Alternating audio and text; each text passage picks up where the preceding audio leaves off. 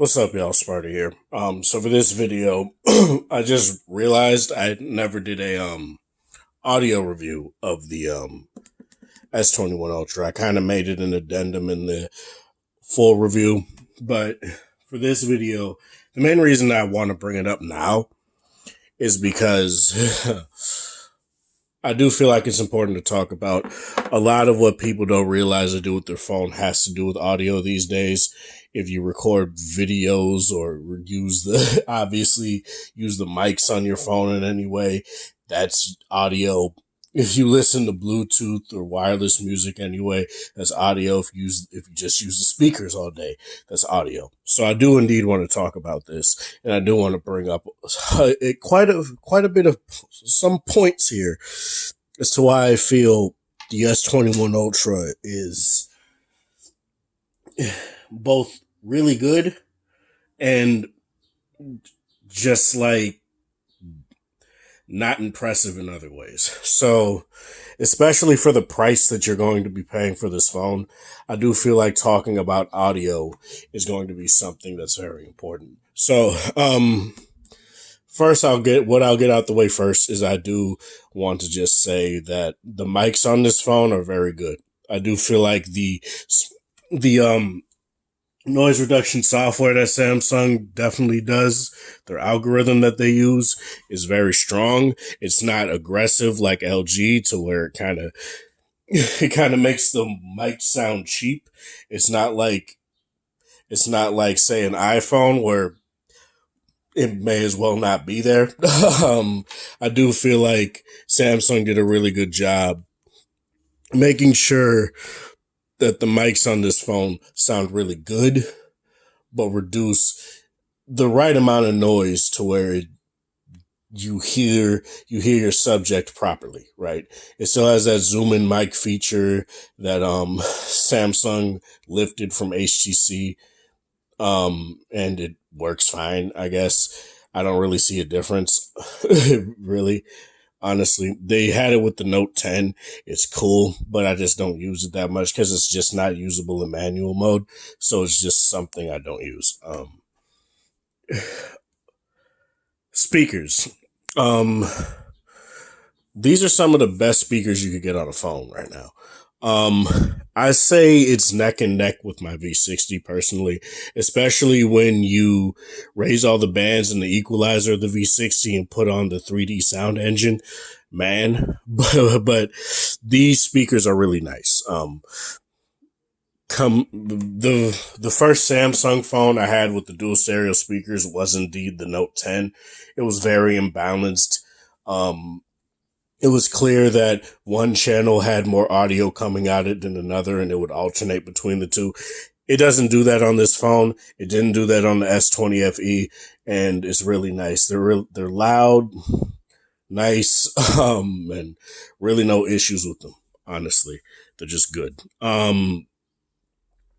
Let's talk about, obviously, another thing that you're going to be talking about is something like wireless, right? So there's the LG Tone Freeze, but obviously you're going to be wanting to stay in Samsung's ecosystem, right? So why not get Galaxy Buds Pro? And the Galaxy Buds Pro paired with this phone obviously would be a match made in heaven. While there are some flaws with the Galaxy Buds Pro, like the active noise cancellation is definitely not as strong as, say, LG Tone Freeze or AirPods Pro. I do feel like the ANC, especially when you start listening to music and stuff, is ample. It gets the job done. The moment you start listening to music, you can't hear anything. So to me, honestly, that's what matters. But this isn't a Galaxy Buds Pro review.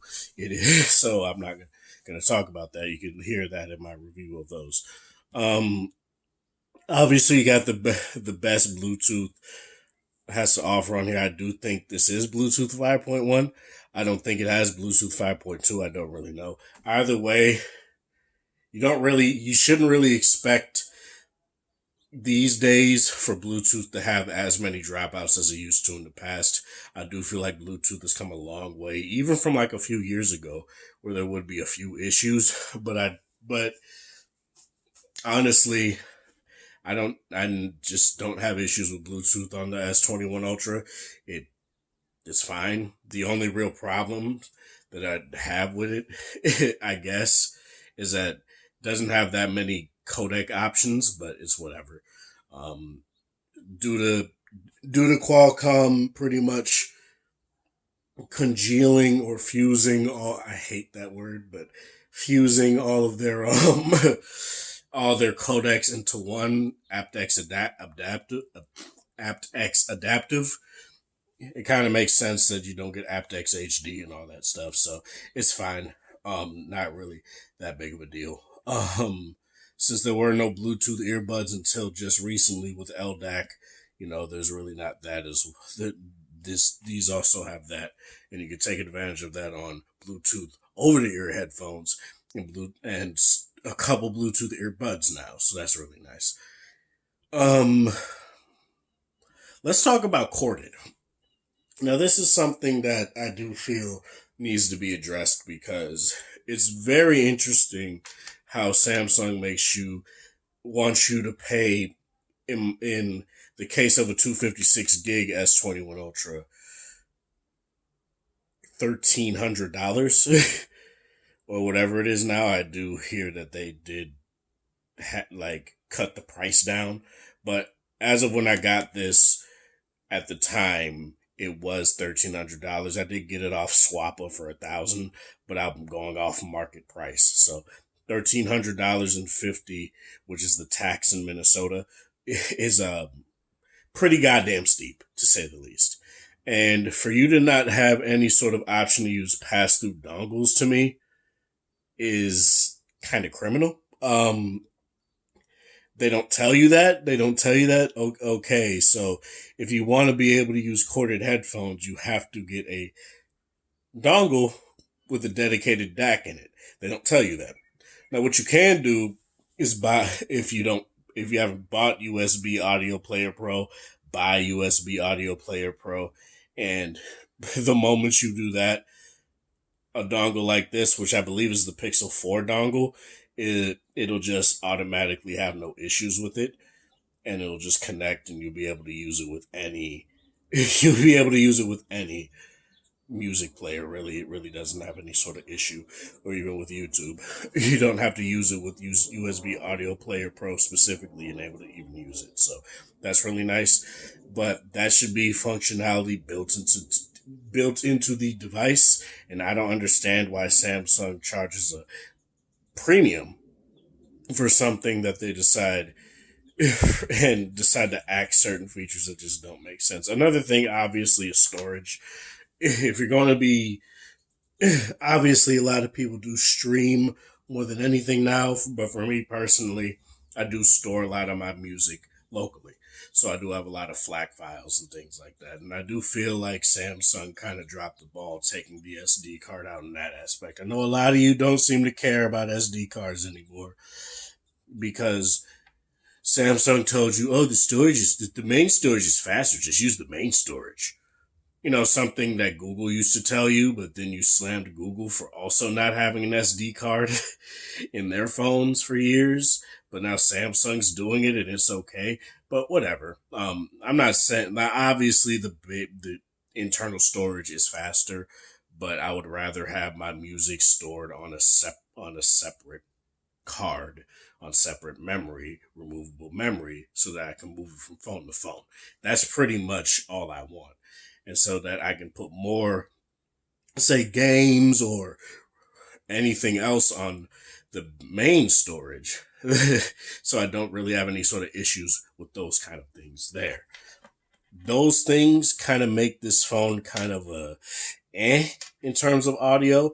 You also don't get any sort of stock music player. You either have to go into the Play Store and download your music app of choice, or you have use YouTube Music and just have it read the on device music, or you can you can also go to the Samsung Galaxy Store, the Galaxy App Store, and download the Samsung Music Player. Be advised though, Samsung apps have ads.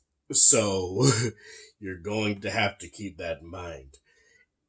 This is something I'm going to talk about in a different video where I talk about how Samsung pretty much cheapens the premium experience. And this kind of goes hand in hand.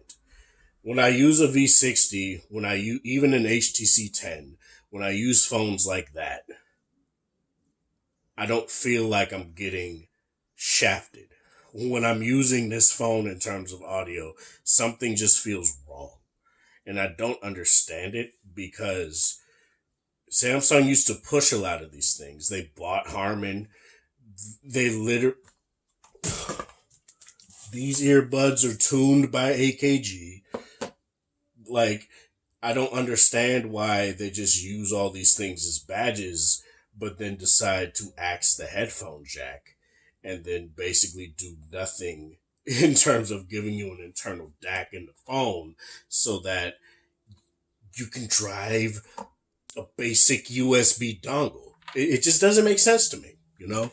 And that's what kind of makes the audio conversation a little bit harder when it comes to the S21 Ultra. I do feel like it has potential, but it feels squandered by Samsung constantly chasing Apple.